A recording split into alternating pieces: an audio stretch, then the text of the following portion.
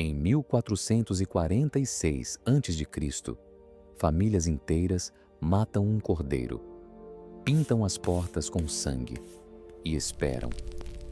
430 anos de escravidão. Uma noite. Uma promessa. Mas o detalhe mais estranho dessa história é que ela não termina no Egito.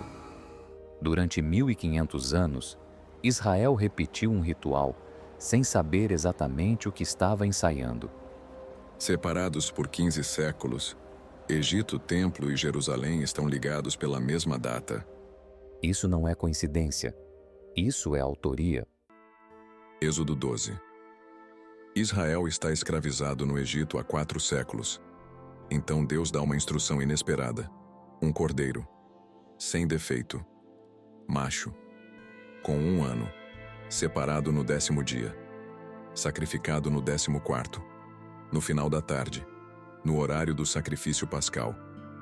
Em hebraico, esse horário tem nome: Ben Ha-Arbaim, entre as 2 tardes. E a palavra usada ali para descrever o que Deus fez com as casas marcadas é Pesach. Não significa apenas passar por cima, significa proteger, cobrindo. O anjo não ignorou aquela casa, ele ficou sobre ela. Quando eu vir o sangue, passarei por cima de vós. Êxodo 12, 13. E essa noite seria repetida todos os anos pelos próximos 1500 anos. Guarda esse número, ele vai voltar. Séculos depois, Jerusalém, ano 66 depois de Cristo. Durante a Páscoa no templo, mais de 255.000 cordeiros foram sacrificados em uma única celebração, segundo Flávio Joséfos. Mas antes do templo existir, existia um monte, Moriá, o lugar onde Abraão levou Isaque, e disse algo estranho. Deus proverá para si o cordeiro. Gênesis 22, 8. Abraão não disse, Deus proverá um cordeiro. Disse, Deus proverá para si o cordeiro. Por séculos, sacerdotes mataram cordeiros naquele monte. E a promessa ficou suspensa. Qual cordeiro? Cada sacrifício tinha um nome. Em hebraico, Korban, aproximar-se. A criatura se aproximando do Criador através do sangue. Por 1500 anos, cada cordeiro foi um capítulo. Mas o livro ainda não tinha terminado.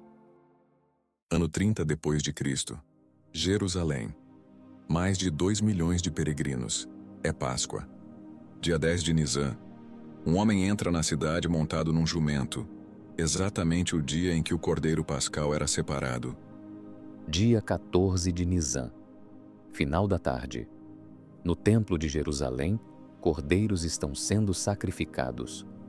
Fora do templo, o verdadeiro cordeiro também estava sendo oferecido. Naquele mesmo horário, na cruz, Jesus diz uma única palavra: Tetelestai. Era o termo usado em recibos quando uma dívida era quitada. Pago, inteiramente pago. Cristo, nossa Páscoa, foi sacrificado. 1 Coríntios 5, 7. 1500 anos de cordeiros. Mesma data, mesmo monte, mesma promessa. Finalmente cumprida.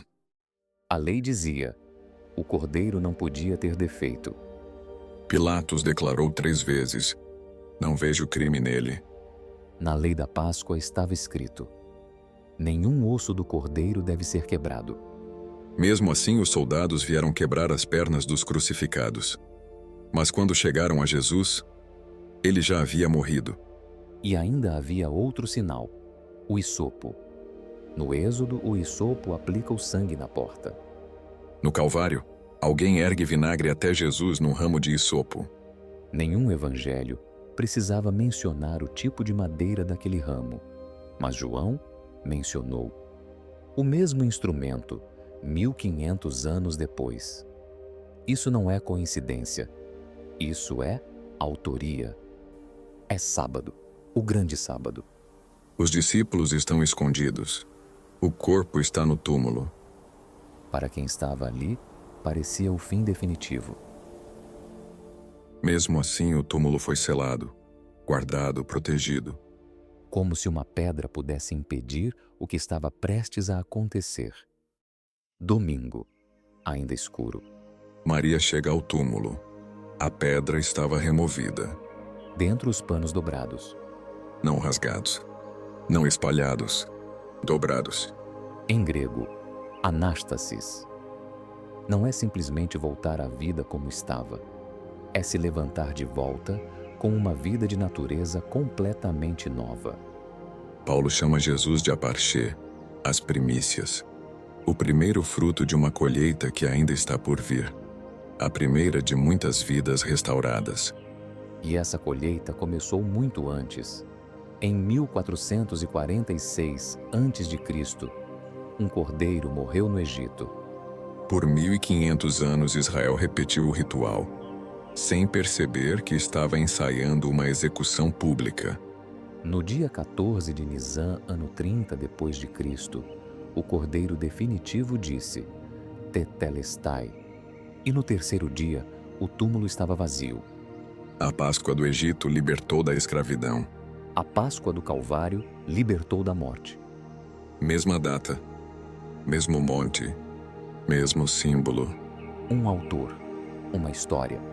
A Páscoa nunca foi apenas memória, sempre foi anúncio. Antes do Egito, antes de Moriá, antes do templo, essa história já tinha começado, no jardim, quando Deus prometeu que uma semente esmagaria a serpente. E talvez essa história ainda não tenha terminado. Cristo, nossa Páscoa, foi sacrificado. Celebremos a festa. 1 Coríntios 5, 7 e 8.